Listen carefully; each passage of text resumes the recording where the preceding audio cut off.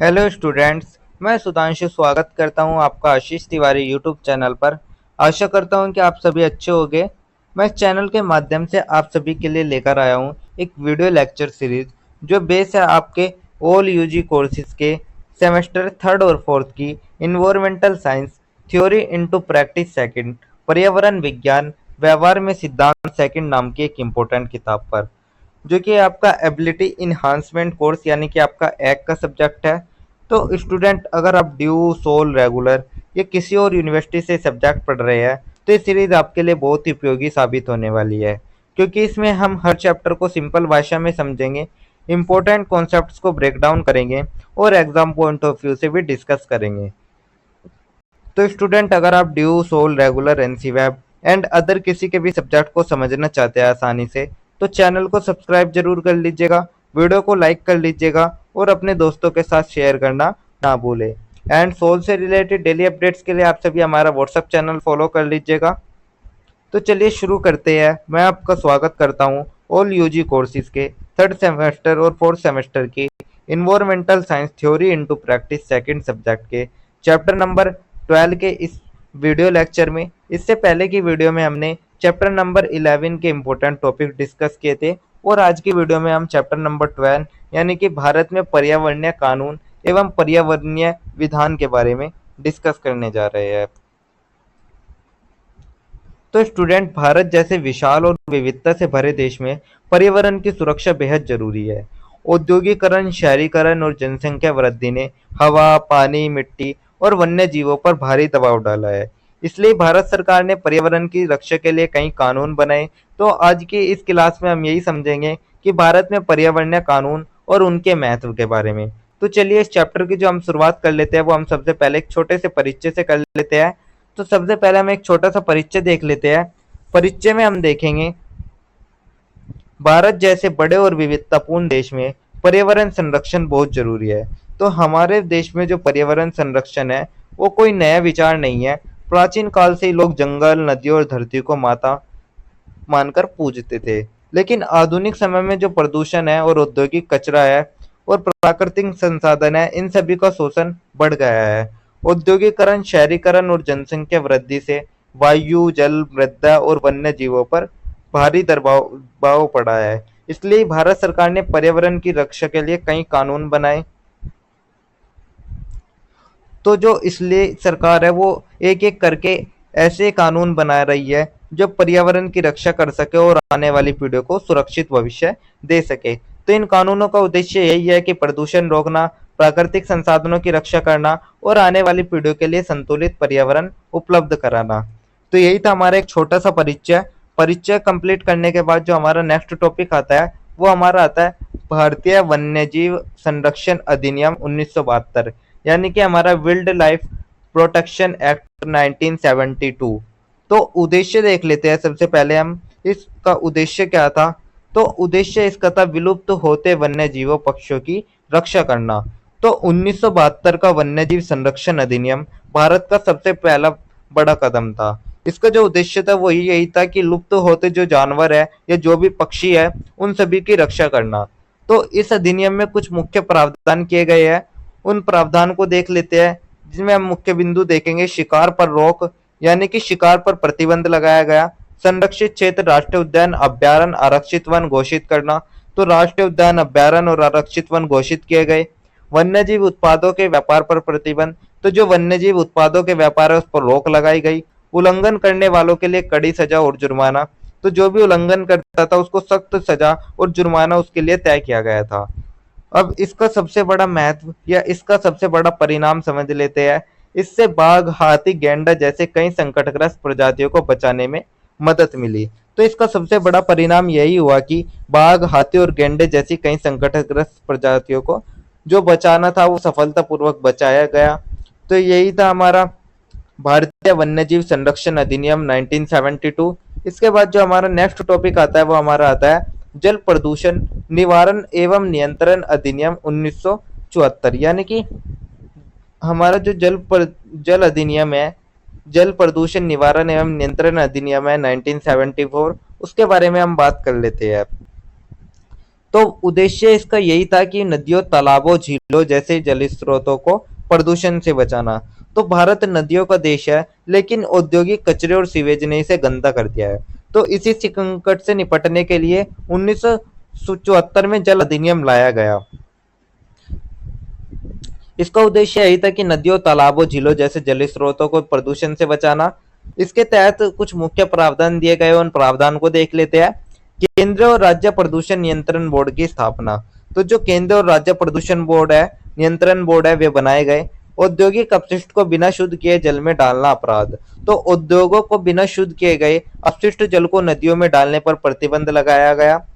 जल की गुणवत्ता बनाए रखने के नियम। तो जल की गुणवत्ता बनाए रखने के लिए कुछ नियम बने। दोषियों पर जुर्माना और दंड रखा गया। उन कानून तोड़ने वालों पर जुर्माना और दंड का प्रावधान किया गया। महत्व इसका क्या हुआ? इसका परिणाम यही हुआ, गंगा एक्शन प्लान जैसी योजनाओं को इसी अधिनियम का समर्थन मिला। तो इसी अधिनियम की वजह से जो गंगा एक्शन प्लान है, वे उनके जैसी योजनाएं जो लागू हो सकी। तो यही था हमारा जल प्रदूषण निवारण एवं नियंत्रण अधिनियम 1974। इसके बाद जो हमारा नेक्स्ट टॉपिक आता है वो हमारा आता है वन संरक्षण अधिनियम 1980, यानी कि वन संरक्षण अधिनियम 1980। तो अब हम बात कर लेते हैं हमारे वन संरक्षण कानून या फिर फॉरेस्ट कन्वर्सेशन एक्ट 1980 के बारे में। तो जंगल सिर्फ लकड़ी का स्रोत नहीं, बल्कि धरती की सांस है। लेकिन अंधाधुंध कटाई से पारिस्थितिक संतुलन बिगड़ रहा था। तो इसी को रोकने के लिए 1980 में वन संरक्षण अधिनियम लाया गया, जिसका उद्देश्य था जंगलों की अंधाधुंध कटाई रोकना और वनों का संरक्षण करना। तो ये तो इसका उद्देश्य हो गया। अब हम इस प्रावधान के इसमें कुछ मुख्य प्रावधान किए गए हैं। इस एक्ट के तहत कुछ मुख्य प्रावधान है, उनको देख लेते हैं। तो किसी भी जंगल की भूमि को गैर वन कार्यों में बदलने के लिए केंद्र सरकार की अनुमति आवश्यक। तो अगर किसी भी वन भूमि को सड़क, खनन या उद्योग के लिए बदलना था, तो उससे पहले केंद्र सरकार की अनुमति अनिवार्य कर दी गई थी। वृक्षारोपण और पुनर्नवीकरण को बढ़ावा दिया गया। साथ ही अवैध कटाई पर रोक और सख्त दंड का प्रावधान भी किया गया। महत्व इसका यही हुआ, इससे वनों की सुरक्षा और पारिस्थितिक संतुलन बनाए रखने में मदद मिली। तो इसी अधिनियम से जो वनों की सुरक्षा और पर्यावरण संतुलन है, उसको बनाने में हमें मदद मिली है। तो यही थे हमारे कुछ मुख्य प्रावधान वन संरक्षण अधिनियम 1980 के। तो ये था हमारा वन संरक्षण अधिनियम 1980। इसके बाद जो हमारा नेक्स्ट टॉपिक आता है वो हमारा आता है वायु प्रदूषण निवारण एवं नियंत्रण अधिनियम 1981। तो अब हम बात कर लेते हैं वायु प्रदूषण निवारण एवं नियंत्रण अधिनियम 1981 के बारे में। तो तेजी से बढ़ते वाहनों और उद्योगों ने हवा को जहरीला बना दिया है। तो इसलिए 1981 में जल वो वायु अधिनियम लाया गया। तो उद्देश्य इसका था वायु प्रदूषण को नियंत्रित करना। इस कानून के तहत भी हमारे बहुत सारे मुख्य प्रावधान किए गए हैं, उन प्रावधान को देख लेते हैं। सबसे पहला था प्रदूषण नियंत्रण बोर्ड को वायु प्रदूषण की जांच और रोकथाम का अधिकार। तो जो प्रदूषण नियंत्रण बोर्ड था, उसको हवा की जांच और नियंत्रण करने का अधिकार दिया गया। उद्योगों को बिना अनुमति के प्रदूषक गैस छोड़ने पर प्रतिबंध। तो बिना अनुमति के जहरीली गैस छोड़ने वाले उद्योगों पर रोक लगाई गई। धुआं, धूल, जहरीली गैस और शोर को भी नियंत्रण में रखा गया। तो इसी श्रेणी में, प्रदूषण की श्रेणी में ही रखा गया धुआं, धूल और शोर को भी। महत्व इसका यही हुआ कि महानगरों में बढ़ते वायु प्रदूषण को रोकने का बड़ा कदम। तो इस कानून से महानगरों में बढ़ते वायु प्रदूषण को रोकने में एक मजबूत कदम उठाया गया। तो यही थे हमारे कुछ मुख्य प्रावधान वायु प्रदूषण अधिनियम के। तो यही था हमारा वायु प्रदूषण निवारण एवं नियंत्रण अधिनियम 1981। इसके बाद जो हमारा नेक्स्ट टॉपिक आता है वो हमारा आता है पर्यावरण संरक्षण अधिनियम 1986। तो अब हम बात कर लेते हैं हमारे पर्यावरण संरक्षण अधिनियम 1986 के बारे में। तो 1984 की भोपाल गैस त्रासदी ने पूरे भारत को हिला दिया। तो इसी घटना के बाद सरकार ने 1986 में सबसे व्यापक पर्यावरण संरक्षण अधिनियम बनाया। तो इसका उद्देश्य क्या था? इसका उद्देश्य था, यह एक व्यापक कानून है जिसे भोपाल गैस त्रासदी 1984 के बाद बनाया गया था। तो इसमें कुछ मुख्य प्रावधान दिए गए हैं, उन मुख्य प्रावधान के बारे में बात कर लेते हैं, जिसमें हम सबसे पहले देखेंगे पर्यावरण की सुरक्षा और सुधार के लिए केंद्र सरकार को विशेष अधिकार। तो केंद्र सरकार को पर्यावरण की सुरक्षा और सुधार के लिए विशेष अधिकार दिए गए हैं। प्रदूषण फैलाने वाले उद्योगों को बंद करने का अधिकार। तो प्रदूषण फैलाने वाले जो भी उद्योग थे, उनको बंद करने का अधिकार भी सरकार को दे दिया गया था। पर्यावरण मानक तय करना। तो हवा, पानी और मिट्टी की गुणवत्ता के लिए मानक तय किए गए थे। प्रदूषण रोकने के लिए नई नीतियां और योजनाएं बनाना, तो नई नीतियां और योजनाएं बनाने का प्रावधान भी इसमें किया गया था। तो महत्व इसका यही हुआ, यह भारत का सबसे व्यापक और महत्वपूर्ण पर्यावरण कानून है। तो यही हमारे भारत का सबसे बड़ा और सबसे मजबूत पर्यावरण कानून माना जाता है। तो यही था हमारे पर्यावरण संरक्षण अधिनियम के मुख्य प्रावधान। तो यही था हमारा पर्यावरण संरक्षण अधिनियम 1986। इसके बाद जो हमारा नेक्स्ट टॉपिक आता है वो हमारा एक छोटा सा सारांश आता है। तो अब हम इस चैप्टर का एक छोटा सा पूरा सा सारांश देख लेते हैं। तो सारांश में हम सबसे पहले देखेंगे, भारत में पर्यावरण की रक्षा के लिए समय समय पर कई कानून बनाए गए हैं। तो 1972 से 1986 तक बनाए गए ये कानून वायु, जल, वन, वन्य जीव और संपूर्ण पर्यावरण की सुरक्षा के लिए आधारशिला बने। तो वन्य जीव, जल, वायु, वन और समूचे पर्यावरण की सुरक्षा के लिए आधार स्तंभ बने 1972 से 1986 तक के कानून। इनका सभी का उद्देश्य यही था, प्रदूषण कम करना, प्राकृतिक संसाधनों का संरक्षण करना, स्वस्थ जीवन के लिए स्वच्छ पर्यावरण सुनिश्चित करना। तो ये सभी इनके उद्देश्य थे। नागरिकों की भी जिम्मेदारी है कि वे कानून का पालन करें और पर्यावरण संरक्षण में सहयोग दो। तो लेकिन स्टूडेंट, आप सभी याद रखिए, कानून अकेले कुछ नहीं कर सकता। हर नागरिक की जिम्मेदारी है कि वह कानूनों का पालन करे और पर्यावरण की सुरक्षा में सहायता दे। तो क्योंकि प्रकृति बचेगी तभी हमारा जो भविष्य है वो हमारा भविष्य बच पाएगा।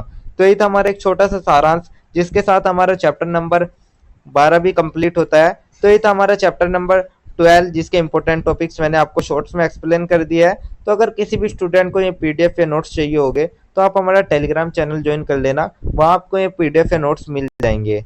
एंड अगर किसी भी स्टूडेंट का किसी भी तरह का कोई भी डाउट या किसी भी तरह की कोई क्वेरी होती है तो आप हमारे कमेंट सेक्शन में या फिर हमारे इंस्टा पेज को फॉलो करके भी पूछ सकते हैं। डेली अपडेट्स के लिए आप सभी हमारा व्हाट्सएप चैनल फॉलो कर लीजिएगा। और अगर आपको ये लेक्चर उपयोगी लगा तो वीडियो को लाइक करें, चैनल को सब्सक्राइब करें और अगले अध्याय के लिए तैयार रहिएगा, जहां हम बात करेंगे हमारा नेक्स्ट चैप्टर, चैप्टर नंबर 13 के बारे में, जिसमें हम जैव विविधता और खतरे के बारे में डिस्कस करेंगे। तो आप सभी का बहुत बहुत धन्यवाद। आपका दिन शुभ रहे।